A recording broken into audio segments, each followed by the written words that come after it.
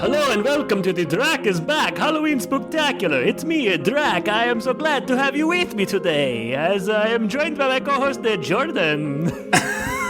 Yes, Drac sounds like he's got a little bit of Latin flair to him today. I gotta be honest, I lost the accent like a year ago, probably, and it's just been hanging on. I can say Drac is back, that's about it. I'm not sure how much I need to worry about it, because we had a poll come out, by the time this episode hits, it'll have been about a month ago, but we had a poll come out, and Drac was among listeners' least favorite impressions, right tied with Grandpa, which is barely a character, you know. At least Drac has some nuances. Well, Grandpa's very nuanced. You just don't ever let him come out of the cage. Nuance is old. That's generally his nuance. Well, you know, I kind of wish we were recording last night because there was like a really intense thunderstorm. I thought that would have been good for the ambiance. Yes. But, you know, didn't quite work out that way. Mm-hmm. But either way, spooky music. Yes. Spooky episode. We're going to be talking about some really fun stuff. We've got a short story that we found in public domain. We've got your story, which is... Jordan, it's selling like hotcakes. People can't get enough. Between your Medium articles and your Peace on Earth book, you must be sitting pretty over there. I'm sitting. It ain't real pretty. Maybe next year. Yeah. Well, I'm excited either way. This is Rome something new for wasn't us. built in a day, and neither was my Transylvanian castle. That's better. That's a better Drac. That was better. Yeah. Yeah. It's one of those things you had to dust it off, you know? Yeah, you're right, you know, but it is sort of like playing tennis or riding a bicycle. You know, once you got the muscle memory, you never really lose it, right? Although I guess we did say earlier that I did lose it, so a paradox. And what is Halloween if not for a bit paradoxical, if you know what I'm saying, Jordan? I'm not quite sure, but I would love... Me neither. I was going to ask for an explanation. Why don't you go ahead and walk me through that one? You're right, Jordan. We got one spooky story, and then mine, and you know, you got some lightning and some thunder. It's gonna just be scary as shit, basically. You know, horror. Not to jest, but I do. This is my favorite time of the year. I love October. It's my favorite month of the year. I like watching horror movies. I like scary stories. And you know what? You dip your toe into the scary literature sort of avenue every October. Isn't that right, Jordan? Yeah, usually I will read something that is related to horror, whether it's like Sleepy Hollow, or I read some Hawthorne work last year. I think it was Young Goodman Brown. That was good. Yep, and this year is Adam Dietz's Peace on Earth Part 1. Yes. Next year will be Peace on Earth Part 2, I think. So I better get going. I haven't started it yet, but I'm going to read Peter Straub's A Ghost Story, which is I don't really know anything about, but it's heralded as being one of the better ghost novels, not ghost written. One of the better ghost stories ever put to paper. So I'm excited for that, but I'm not into it yet. Right now I'm reading sort of an academic satire, which is entirely more my brand, but it's not officially October yet when we're recording this. So I'm excited. So you still got a couple of days. So yep. I was gonna try to make a joke earlier about like your idea of horror was like getting a free trial of Amazon and then forgetting to turn it off or something, but I couldn't quite get there. So I just wanted to tell you about this joke I almost had. Oh, I'm glad. Yeah, my brand of horror is not really horror, I would say. It's more like this first story where it's like, it's Twilight Zone-ish, like thought-provoking, mind-bending, atmosphere. Stuff like that. Yeah, atmosphere. Much more like that kind of stuff. So yeah, you did find this one, and we this wasn't, sometimes with home and podcast, maybe we're half-assing things a bit, but, I think we both put our best foot forward. I read... I don't know, probably 4 or 5 short stories, which is not insignificant. And there was some other contenders, but you sent me this one, and I kind of knew we'd had it. So credit to you for finding this, for sure. Yeah, it's one of those things when you know you got it, you got it. Yep. There were a couple that were pretty good, spooky, and then at the end, they just didn't. I read 2 specifically that were pretty spooky, and then the ends just didn't do it for me. And Agreed. For our listeners, just like Home Improvement, episodes are the best of the best. Yes. We bring out the best of the best short stories here. Yeah, so for sure. We couldn't do that to you guys. Yep. So with that, Adam, do you want to read the first spooky story? Yeah, did you all do alternative titles or?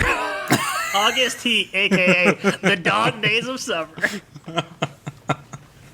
Writer's cramp. Okay.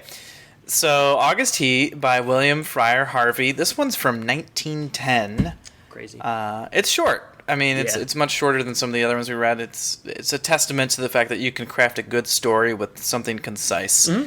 And I guess I'll start reading, and maybe we can go back and forth a little bit here. Let's do it, Jordan. Okay. I'm ready, and I'm a little bit scared already. ASMR for you perverts. No, I'm just kidding. Nothing more scary than ASMR. Yeah. All right. And now you did want me to read this in the Drac voice the entire time, right? That and your next book, but I'm gonna do Grandpa. You're gonna do Drac. We'll be bouncing back and forth. Yeah, this would be the worst. All right. Yeah, that would be. That's my last interruption. Feel free to. All right. We'll see. All right. August 20th. Just one more thing. Just kidding. You gonna break out all of them? Yeah. This episode. You hear about this William Fryer Harvey guy? I guess that's a good question. Have you heard of William Fryer Harvey? This is my first Harvey joint. Yeah, agreed. It's good. Yeah, these old stories are interesting. Obviously, like the language is a little bit different, but I'm always kind of blown away by how much the language really isn't an obstacle. Like, I don't know. Mm-hmm. I read this and I can imagine someone writing this today, and like you said, I can imagine it being a Twilight Zone episode. So it is impressive just from that perspective that I feel like it ages pretty well. With that said, please begin. I'm done. I was going to give a little bit of background on W.F. Harvey, actually, now that I thought about it. Passed away when he was only 52. Born in England, 1885. Lived till 1937. He was an English writer, obviously, short stories, mostly in the horror genre. This is among his best known. There also was The Beast with Five Fingers. Sounds scary. And they are described by horror historian Les Daniels as minor masterpieces. What is a minor masterpiece? Short story that's a masterpiece, like it's minor in stature. Yeah, I don't know. I guess you just call it a masterpiece. It sounds like a backhanded compliment. I know. If someone's calling something a minor masterpiece, like, let's just go the whole way. Just say it's a masterpiece. Other than that, his Wikipedia doesn't have a whole ton. He is a Quaker, or was a Quaker. Mm-hmm. There was a film in 1946 based on The Beast with Five Fingers. That might be interesting to get our hands on. Mm-hmm. And there's an omnibus volume of Harvey's stories titled The Beast with Five Fingers. So if you like this, get your hand on that, because it has 45 different stories. It's a lot of stories, Jordan. Probably too many. Too many. We'll just do one today, not 45. Okay. With that, August Heat.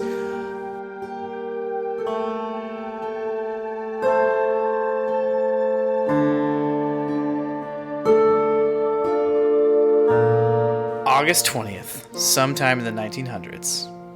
I have had what I believe to be the most remarkable day in my life, and while the events are still fresh in my mind, I wish to put them down on paper as clearly as possible. Let me say at the outset that my name is James Clarence Withencroft. I am 40 years old, in perfect health, never having known a day's illness. By profession, I am an artist, not a very successful one, but I earn enough money by my black and white work to satisfy my necessary wants. My only near relative, a sister, died 5 years ago, so that I am independent. I breakfasted this morning at 9, and after glancing through the morning paper, I lit my pipe and proceeded to let my mind wander in the hope that I might chance upon some subject for my pencil. The room, though door and windows were open, was oppressively hot, and I had just made my mind that the coolest and most comfortable place in the neighborhood would be the deep end of the public swimming bath, when the idea came. I began to draw. So intent was I on my work that I left my lunch untouched, only stopping work when the clock of St. Jude's struck 4. The final result for a hurried sketch was, I felt sure, the best thing I had done. It showed a criminal in the dock immediately after the judge had pronounced sentence. The man was fat, enormously fat. The flesh hung in rolls about his chin. It creased his huge, stumpy neck. He was clean-shaven. Perhaps I should say a few days before he must have been clean-shaven, and almost bald. He stood in the dock, his short, clumsy fingers clasping the rail, looking straight in front of him. The feeling that his expression conveyed was not so much one of horror as of utter collapse. There seemed nothing in the man strong enough to sustain that mountain of flesh. I rolled up the sketch, and without quite knowing why, I placed it in my pocket. Then, with the rare sense of happiness which the knowledge of a good thing well done gives, I left the house. I believe I set out with the idea of calling upon Trenton, for I remember walking along Lytton Street and turning to the right along Gilcrest Road at the bottom of the hill where the men were at work on the new tram lines. From there onwards I have only the vaguest recollection of where I went. The one thing of which I was fully conscious was the awful heat that came up with the dusty asphalt pavement as an almost palpable wave. I longed for the thunder promised by the great banks of copper-colored cloud that hung low over the western sky. I must have walked 5 or 6 miles when a small boy roused me from my reverie by asking the time. It was 20 minutes to 7. When he left me, I began to take stock of my bearings. I found myself standing before a gate that led into a yard bordered by a strip of thirsty earth, where there were flowers, purple stock, and scarlet geranium. Above the entrance was a board with the inscription, Mr. Atkinson, monumental mason, worker in English and Italian marbles. From the yard itself came a cheery whistle, the noise of hammer blows, the cold sound of steel meeting stone. A sudden impulse made me enter. A man was sitting on his back toward me, busy at work on the slab of curiously vined marble. He turned round as he heard my steps, and I stopped short. It was the man I had been drawing, whose portrait lay in my pocket. Adam, what's happening? Thus far? This is creepy. Yeah, it's really good writing, really crisp sort of imagery. And I always am going to like something that is about like an artist or sort of a writer or a person that is in the creative field, because I sort of understand or occasionally understand and know those feelings of maybe an idea coming to you and just sort of not really knowing where it came from and then being very shocked when it turns out quite well. Sort of that sense of pride that he talks about that comes with having done great work or work that feels good in the moment. Everything sort of ebbs and flows with your opinions on your own work. But yeah, I like this. So far, so good, Jordan. What about you? Well, we get the guy who's been by himself, and now we finally get someone new, and if it's, of course, the exact man that he drew. So something fishy's afoot, I would say. I would say. Yeah, definitely. All right. He sat there, huge and elephantine, the sweat pouring from his scalp, which he wiped with a red silk handkerchief. But though the face was the same, the expression was absolutely different. He greeted me smiling, as if we were old friends, and shook my hand. I apologized for my intrusion. Everything is hot and glary outside, I said. This seems an oasis in the wilderness. I don't know about an oasis, he replied, but it's certainly hot as hell. Take a seat, sir. He pointed to the end of the gravestone, of which he was at work, and I sat down. It's a beautiful piece of a stone you got a hold of, I said. He shook his head.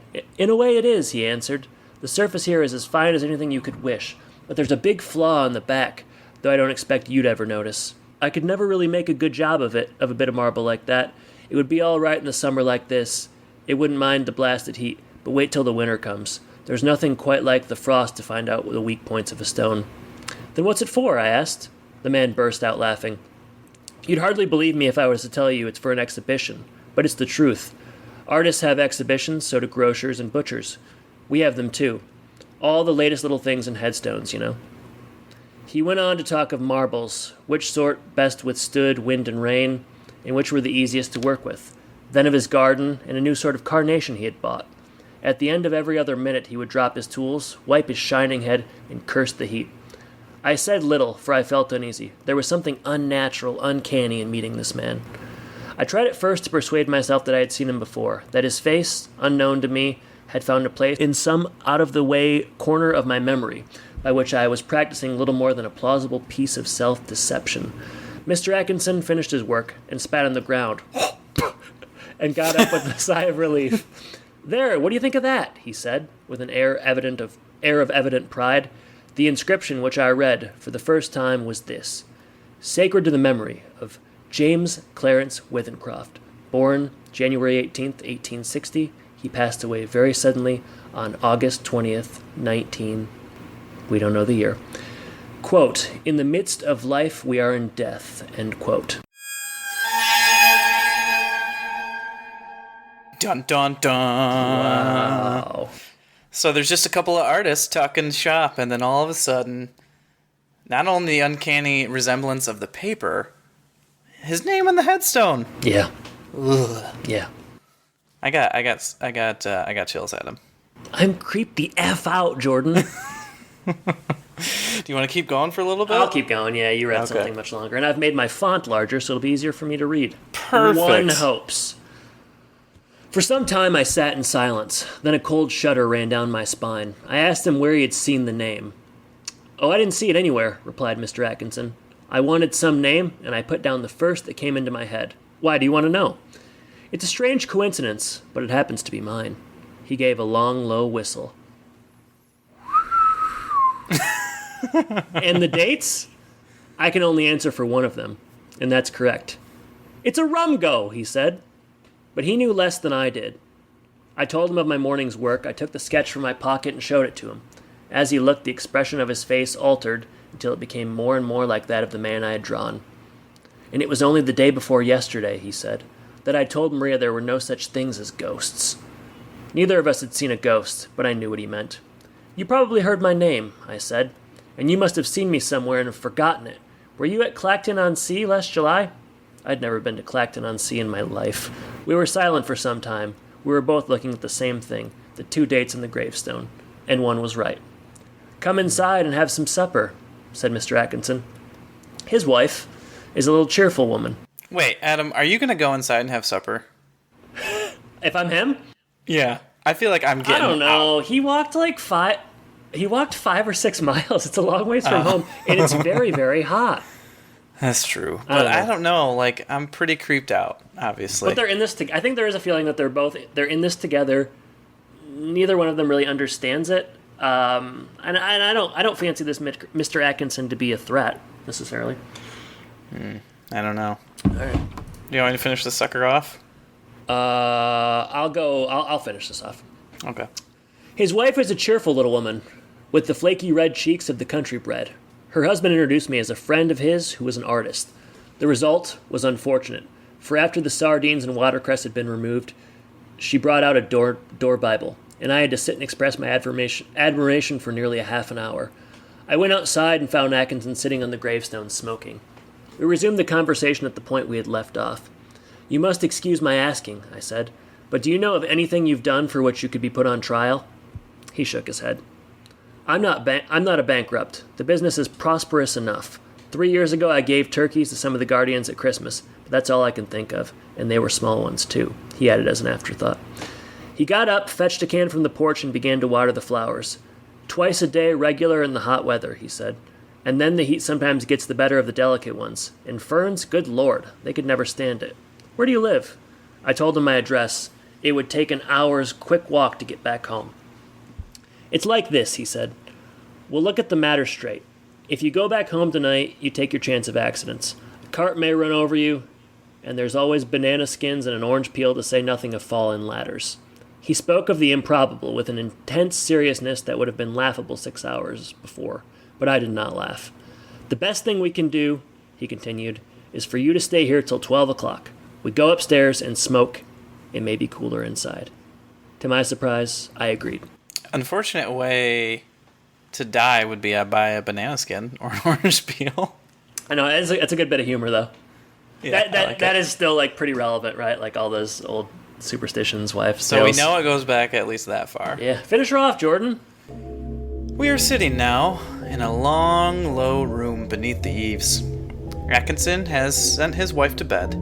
He himself is busy sharpening some tools at a little oil stone, smoking one of my cigars the while. The air seems charged with thunder. I am writing this at a shaky table before the open window. The leg is cracked, and Atkinson, who seems a handy man with his tools, is going to mend it as soon as he has finished putting an edge on his chisel. It is after 11 now. I shall be gone in less than an hour, but the heat is stifling. It's enough to send a man mad.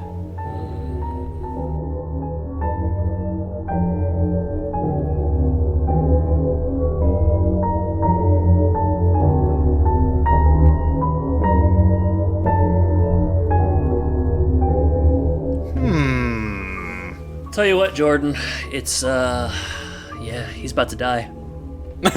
You don't say. He's about to die. You got about an hour. What do you think is going to happen?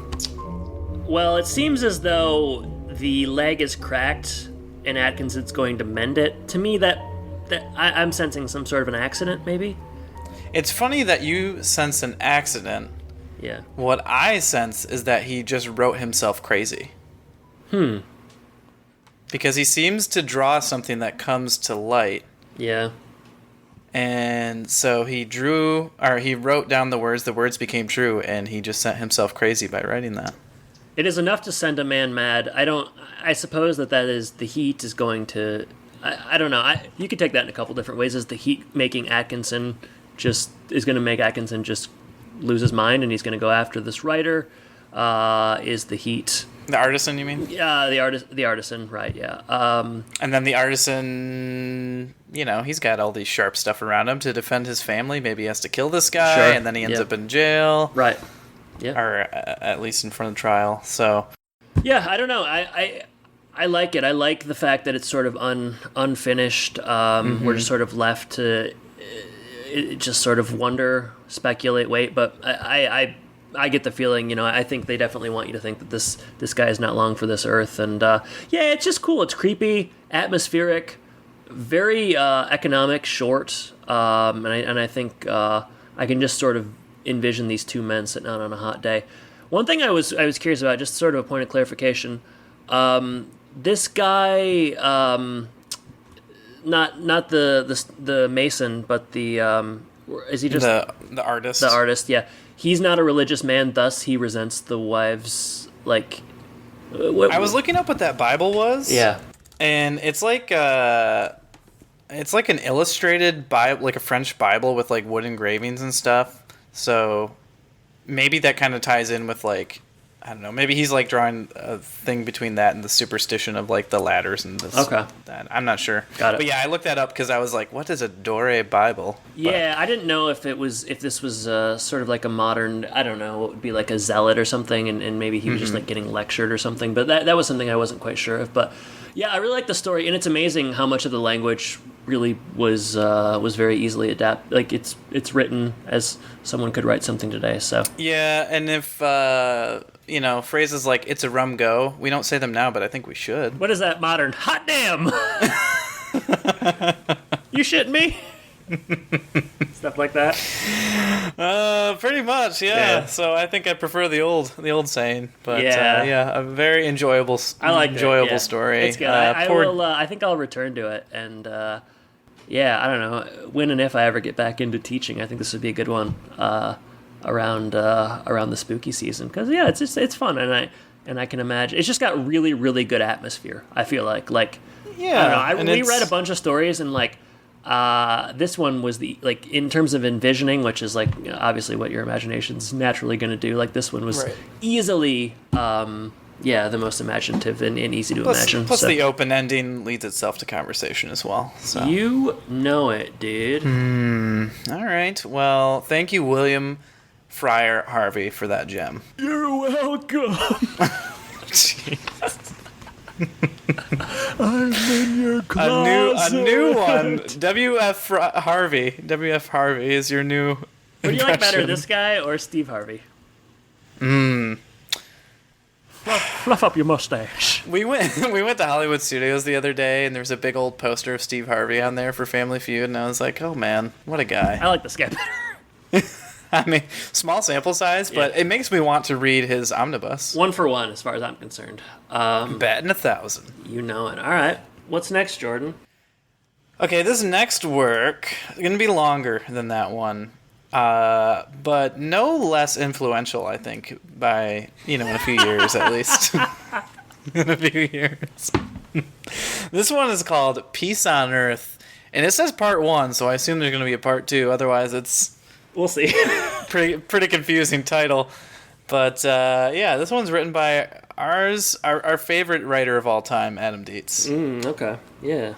The subtitle is A Christmas Horror and Mystery Story. So we got Christmas, we got mystery, we got horror. We got a little bit of everything here. Yeah, we do. Is there anything that you, as the writer of this story, would like to share about I don't know, the idea behind this, any inspirations? Okay, yeah. The idea, I've had the idea for probably 3 or 4 years.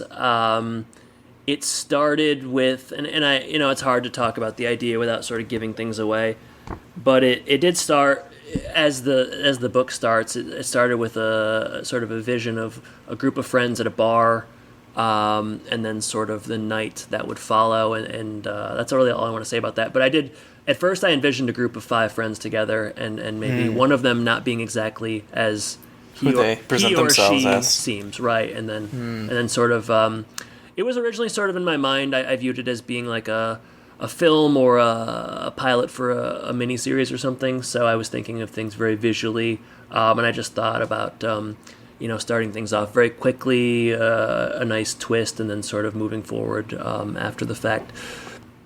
Other things, inspiration. I love horror.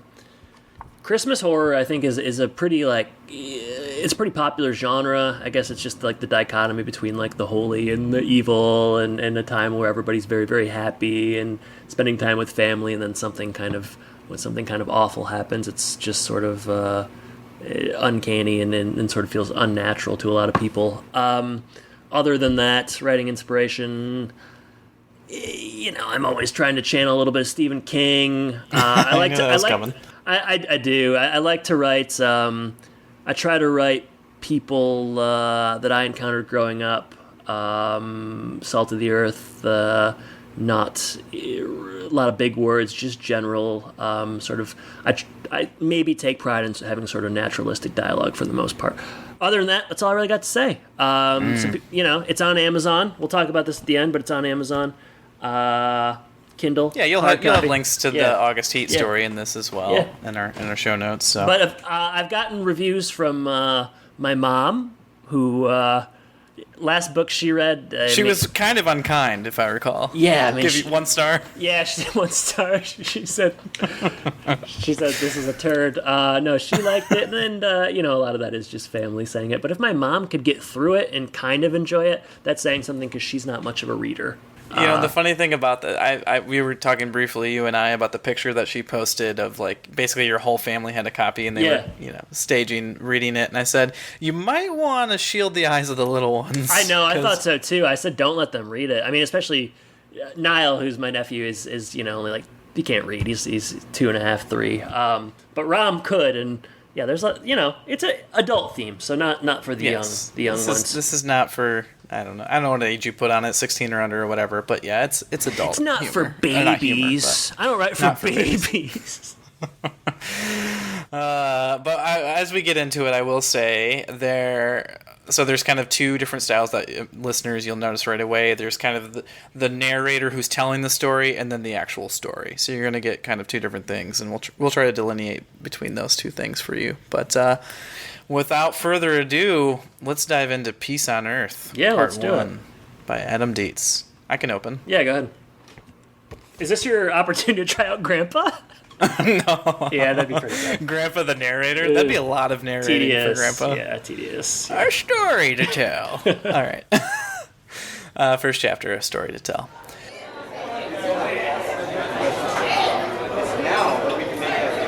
Of course I remember it. Terrible, terrible thing. The worst thing to ever happen to this small town. Hands down. No, most people don't like to talk about it, but I don't mind, so long as you buy me a drink. You being new to town and everything, I think it's your given right to know a little of the history. It might take a while, so you best settle in and get comfortable, because I believe any story worth telling is worth telling right.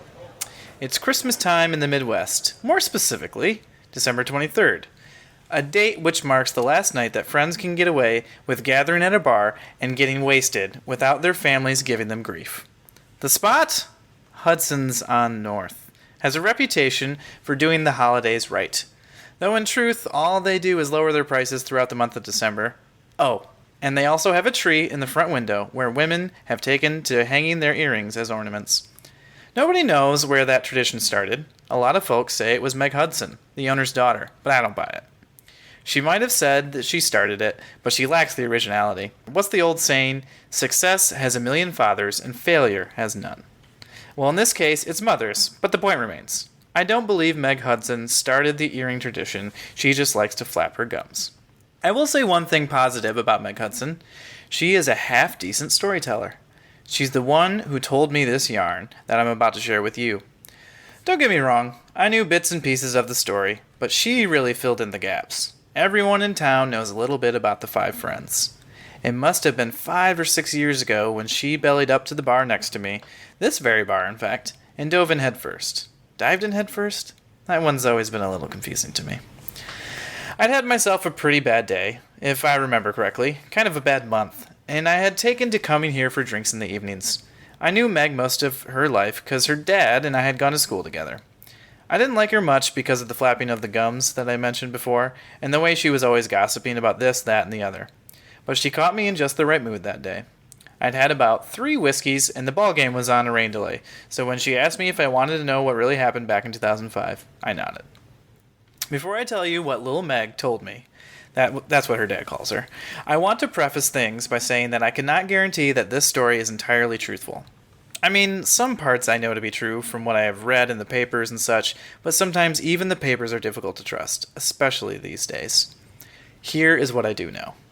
At the time all this went down in our little suburban town, Meg was dating Jim Schrader, who was the newly appointed deputy on the local police force. They ended up getting married, having 2 kids, and divorcing, but at the time they were together, and they were thick as thieves. I suspect a lot of what she told me came directly from him. Also worth mentioning, Meg was there the night everything went down, which doesn't exactly explain her ability to recite the dialogue verbatim as she did, but it does mean that she knows more than you or me.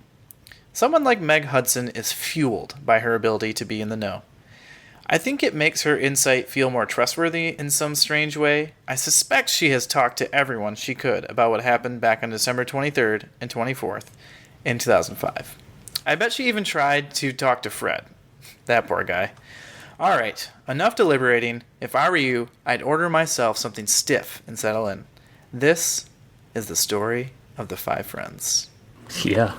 Yeah, it is. Yeah. So we're going back a few years, right? Yeah.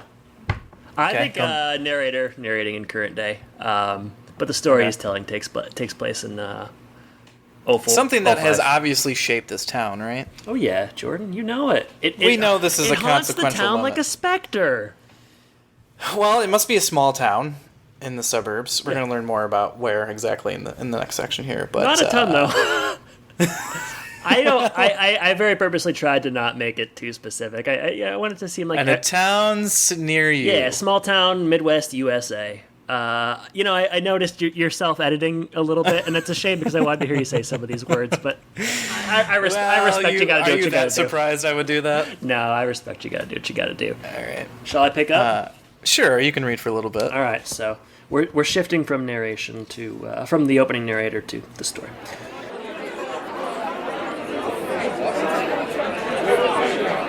Five friends share an intimate booth near the window of Hudson's on North, the diviest dive bar in the Milwaukee suburbs. The bar is quite full, but not yet at capacity.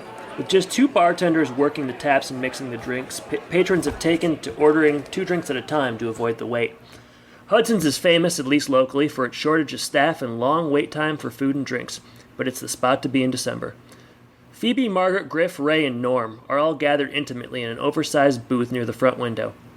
A graveyard of empty beer bottles and half-finished plates of food sits on the table before them. Phoebe thrusts her drink into the air, spilling beer on the table. A toast! Again? Ray asks. Putting her finger to Ray's lips, Phoebe shushes him before returning to her celebrations. What are we toasting? asks Griff.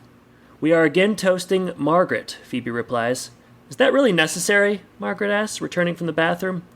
Yes, it is. We are toasting you, Margaret.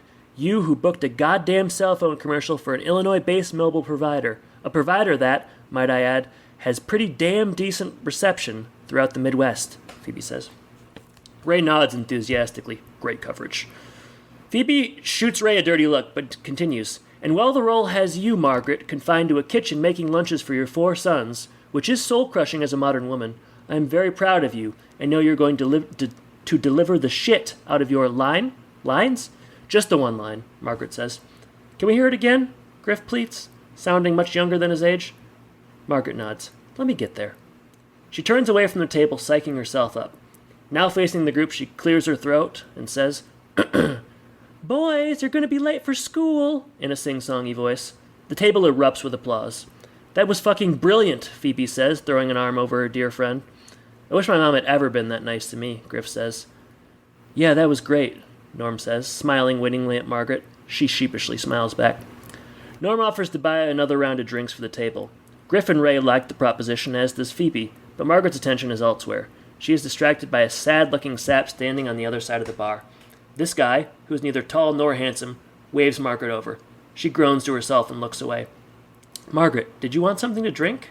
Norm asks again. "Yeah, and make it a double," she says, only half jokingly. Norm nods and ventures over to the bar. Margaret excuses herself and follows, stopping to admire the Charlie Brown tree loaded with earrings. The lowly man approaches Margaret, but the jukebox overpowers all conversation, creating a cacophony of instrumental Christmas tunes and people chatting. Meanwhile, Norm stands stationary at the bar, waiting for the attention of the bartender. It's 10 p.m., and the place is really bumping. Behind Norm, Margaret has an intense conversation with the man, her arms flailing as she talks, the man staring back at her in defeat and sadness. Norm orders the drinks and waits patiently while Margaret and the man continue to argue in the periphery, though their body language suggests that things have calmed. The man crosses his arms over his chest with a look of extreme dissatisfaction. Norm grabs the foamy beers and turns his attention to Margaret and the man.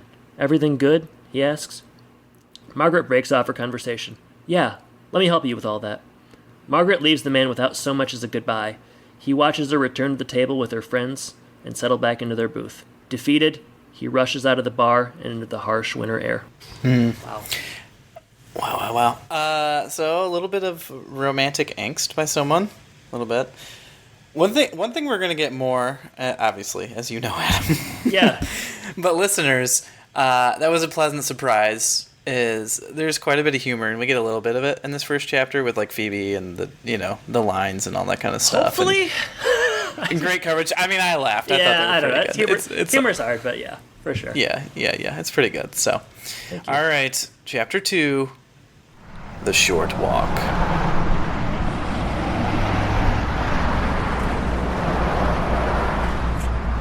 As our friends collectively stumble out of the bar, comes the part of the story where little Meg had her encounter with the group. With folks walking in directions of their cars, or in the case of the smart ones, heading toward the few taxi cabs lined up around the corner, Meg approached Margaret and asked for a cigarette. Margaret didn't smoke, or at least wasn't smoking on that particular evening, so the conversation was brief. The two had gone to school together and were reportedly on pretty good terms. Phoebe, however, was a smoker and was kind enough to gift one of her cancer sticks to Meg. To tell it, Meg says she didn't sense the slightest bit of unease among the group. But Meg was blitzed, so who can really say? And that's where Meg leaves her story. She decided to get behind the wheel that evening, and though that night didn't result in a dreaded DUI, in the future, she'd get hit with a few. Poor Meg grew up in that dingy bar, so the fact that she later became an alcoholic almost feels like it wasn't her fault. I guess we all make our choices. The 5 friends certainly made theirs. And we transition into the story now. As the group shuffles down the way, heading in the direction of nowhere in particular, the boys laugh as Griff struggles to keep his footing on the icy street. The girls hang back a bit, engaging in a more private conversation. "What did he want?" Phoebe whispers to Margaret. "To talk," Margaret says. "About what?" "Take a guess," she replies. "You cannot be serious." "He wants to give it another shot," Margaret says, stepping over the puddle of brown slush. "What a psycho!" "I know," Margaret says in a hushed voice. Approaching the intersection, the boys drunkenly cross the street with their arms around each other. "What do you call it?" Griff asks. "Yankee swap." "What do you call it?" Ray responds. "Dirty Santa," says Griff, stuffing his hands in his pockets. "Dirty Santa," Ray responds. "Yeah, because you steal presents from people, which is, dirty," Griff says. "Then what's white elephant?" Norm asks. "Yeah, what is white elephant?" Ray agrees. "I think it's the same thing," Griff says. "Too many different names for the same basic game," says Norm. Griff turns around toward Margaret and Phoebe. "Just walking here. I don't know where we're going." Lighting a cigarette, Phoebe asks, "Who wants to keep this train rolling?" "Yes, please," Griff says eagerly. "Griff, you live with your parents, so you were definitely always a yes," Phoebe says. Griff rolls his eyes. "What do you say, Margaret?" Phoebe asks. Margaret looks at her watch. Margaret," Phoebe says sternly, I can't, Margaret whispers. Why not? She asks. Because I don't want to, Margaret says. And I'm supposed to do a family Christmas with my dad and Ella tomorrow. But we're celebrating you, and it's Christmas, Phoebe replies. Margaret sighs, looking up toward the snowy sky, weighing the pros and cons of such a choice. I have to be up really early. But we're celebrating you, and it's Christmas, Phoebe says again. You just said that, Margaret says, yawning. It's all I've really got, Phoebe admits. Margaret sighs again. All right, where are we going? The men mockingly cheered the decision as Phoebe hugs Margaret. I hadn't thought that far ahead, but, Norm, your place is around here somewhere, right? It is, he says. Heads nodding and hands in pockets. An awkward silence permeates the December air. The wind whistles sharply, filling the void. You're all welcome to come over for a nightcap if you want. Just restock the bar, in fact, Norm adds, pleased with himself. I always knew you were one of the good ones, Norm, Margaret says, doing her best Jack Nicholson. Norm laughs, something like that. And so, with a destination in mind, the promise of a good time ahead, the group crosses the street and walks on into the residential darkness. Nothing scarier than suburbia, huh, Jordan? So ominous with that line in the darkness. Yeah. You know, I didn't do a Jack Nicholson. I'm sorry. I would have loved to have heard that, but again, it's okay. I mean, I always knew you were one of the good ones. Lloyd. All right. We'll have to figure out where to cut off it here exactly because whenever it feels right, Adam. No, we're gonna read all 100 pages or Lordy, so. That would be taxing. All right. Chapter 3. Big on Bing. How am I doing so far? I'm not usually one to be so long-winded. At this point in our tale, we've got the 5 friends heading to Norm's for a nightcap. Deep in their cups, but not yet ready to call it a night. I guess we've all been there a time or two. I know I sure have. As you get older, you learn it's almost always better just to stop while you're ahead. Cut your losses. But the promise of something better, is just too enticing for the young soul. I get it. It was a night of celebrating with the holidays right around the corner, and a fresh powdery snow falling. The walk might have felt idyllic, maybe even melancholic. I can't say for certain, but that won't stop me from speculating. It's the storyteller's prerogative. Alright, into the story. Norm opens the front door to a small craftsman home, and the group slowly files in behind him. He carefully latches the door shut behind him and flips on a light switch. The harsh fluorescents give way to a modest-sized living room. Inside the living space sits a white leather sofa on the far wall and nothing else. No tables, no lamps, no recliner, no television. Just that leather sofa. The walls, also a pristine white, are completely bare. On the far side of the room are 2 barred windows that provide a minimal view of the darkened outside world. The living space shows no signs of being lived in. It's both clinical in its cleanliness and overall lack of decor. Griff breaks the silence. Barred windows. Pretty hardcore, dude. Norm sighs. I've asked the landlord to remove them, but he's lazy. It's a holdover from the old days. How long have you been here? Phoebe asks. About 4 years now, he replies. Griff shoots Ray a puzzled look. Ray returns a what are you gonna do type of shrug. Norm walks over to the windows and pulls down 2 separate shades covering the barred windows. They're a bit of an eyesore, I know. Well, come in, Norm says, enthusiastically waving them into the living area. Your place is very clean, Margaret says, eyeballing the room. She takes her shoes off, and the others follow suit. Norm watches intently as the group makes their way across the room.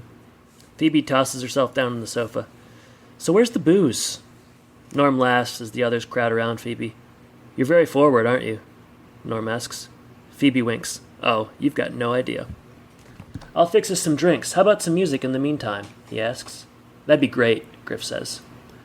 Norm turns away from his guests and walks to the coat closet that flanks the front door. The inside of the closet is dark, but Norm seems to know his way around. After minimal searching, he pulls out an old-time record player. You got one of these, Adam? Not really. I mean, like, I have a record player. I like records, but I don't have an old-timey one. Okay. I'm a bit of a throwback. I'm unique. Yeah, I was gonna say, I know you. I know Shockingly, you have a record player. Anyone listening, I do have a record player. Sorry. Also, I was going to ask. Yeah, go ahead. Is this taking place in a house or an apartment? House. The funny thing is, I've read it. This is like the 3rd or 4th time I've read this story. I always pictured it in an apartment. Yeah, I mean, You wrote it as a house. I saw that when you were reading it this time, Yeah. but it's just like, it's funny that your brain just kind of puts you wherever you want to go. Yeah, the logistics of that are, well, dubious ultimately, but I mean, you get there at a certain point. Yeah, gotta be a house, Yeah, there's for the horror. yeah, of course. Okay, sorry. That's all right. Oh, you don't have to go through that much trouble, Margaret says. Norm turns and looks intensely at Margaret. Yes, I do, he says sternly, holding his gaze a little too long. He breaks his eye contact and walks the record player over to an outlet on the wall opposite the couch. He bends over the machine, providing a decent view of his backside to the onlookers. Phoebe nudges Margaret and raises her eyebrows. Margaret rolls her eyes. A ragged sound booms from the old record player. Bing Crosby's Have Yourself a Merry Little Christmas specifically. Norm returns from his crouch position and looks back at the four on the couch. Bing, he says in a stilted voice. Ray, unsure of how to respond, mumbles, good sound. Margaret adds, we're big on Bing, all of us. Griff and Ray stifled their laughter. Good. Now excuse me while I grab those drinks. Without so much as another word, he disappears down a darkened hallway. Seconds later, a door closes. Oh, man. Darkened hallway, doors closing, big on Bing Crosby in the background. A lot going on right now. Yeah, I don't know how much longer to go, frankly. I know where to go Okay, here. all right. I know where to pick it up, and All I'll end it here. Okay, go ahead. The remaining four take in their surroundings. It's a nice place, Griff says, his eyes scanning the sparse room. Maybe not the look I would have gone with. A bit too sanitarium for my taste, Ray says. Where's all this stuff? Margaret asks. With a slurred speech, Griff responds, maybe he's a miniaturist? A collector of miniatures? Ray questions. I meant minimalist. He doesn't have a lot of stuff. Less is more. Could be Catholic guilt, Ray says. You think everything is because of Catholic guilt, Griff says. That's because it is, Ray fires back. On the other side of the couch, Phoebe and Margaret carry out their own conversation, sans foolishness. I'd probably screw him, though he seems more interested in you, Mark. Me? Margaret responds. Mimicking Norm's voice, Phoebe says, I thought it was great. You're such a great actor, Margaret. Have my babies forever, Margaret. It was not like that. Besides, I assumed you guys were, Assumed we were what? Phoebe asks. I thought you two were an item. What do you mean? Phoebe asks. Well, you came together, Margaret says. Nah. What do you mean, nah? Nah, as in, we didn't come together. We met tonight, Phoebe says, playing with the buttons on her shirt. Really? Really? I assumed he was friends with one of the boys, Phoebe says, losing interest in the conversation. Margaret nudges Ray, who continues to play grab-ass with Griff. You and Norm are friends? I'd like to think we're getting there, he responds. Margaret shakes her head. Let me rephrase that. Did you know Norm prior to tonight? No, I thought he was Phoebe's friend / hookup / whatever. A lot of assumptions being made about my sex life, Phoebe says in a high-pitched tone. Not the point, Margaret says. Griff, do you know this man? How well do you know anyone, Marg? Griff muses. Hey, jackass, I'm serious, she says. Griff, sensing the change in Margaret's tone, he was just kind of there. Margaret quickly stands up and grabs for her coat. Goodbye. Oh, come on, stay for a drink, Phoebe says. We do not know this man, Margaret responds. Sure we do. He's Norm, Ray says confidently. Oh, come, stay for the story, Phoebe whines. I've got enough stories, she says. Griff also rises from the couch. I'm with Mark. Enough whimsy in my life. He acted so familiar, and he knew all of our names. It's gross, Margaret says, massaging her temples. It's probably a misunderstanding, but I'm tired, and I'm kind of drunk, and I want to go home. And you, Ray? Phoebe asks. I'm going to plead indifference here. I guess I'll go because I don't want to be stuck here when you start putting the moves on him, he says. Well, I can't stay alone, Phoebe says, and stands up and follows the others. Do we say something before we go, Ray asks. Irish goodbye, Margaret says, throwing on her coat. Feels rude, Phoebe says. When have you ever cared about being rude? Margaret asks. Phoebe shrugs. The remaining three gather their jackets and other belongings from the couch and tiptoe toward the door. We're big on Bing, Griff says sarcastically, breaking the silence. Oh, shut up, Margaret says, reaching for the door handle. The first one on the couch and the last one off, Phoebe continues to play with the button on her shirt as she makes her way to the group. Making the ill-fated decision to pull the attached string too hard, the button pops off her blouse and onto the floor. Damn it, she says to no one in particular. Her eyes follow the button as it rolls a few feet down the hallway. Trudging over to it, she slowly bends to pick it up, and that's when she spots him at the end of the hall, knocking the wind right out of her. Her eyes widen in horror. Her lips try to find the words, but the shock is too much. She's petrified.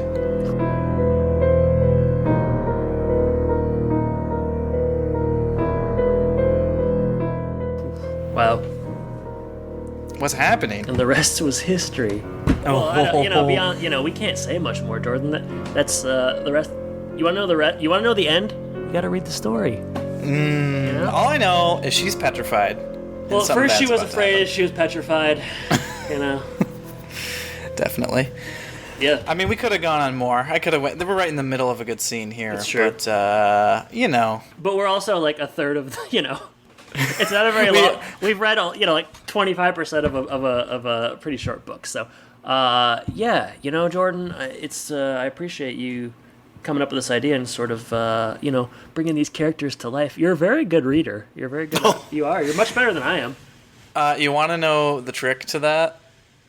What's that? Oh, have a daughter and then read nighttime stories. And read books all the time. Yeah, that's true. Well, you're good at the voices, and your willingness to really go for it, I've always respected.